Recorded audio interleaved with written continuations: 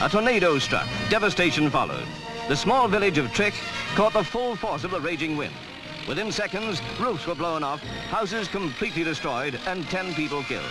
The village was immediately declared a disaster area. Clearing the wreckage of shattered homes was a priority.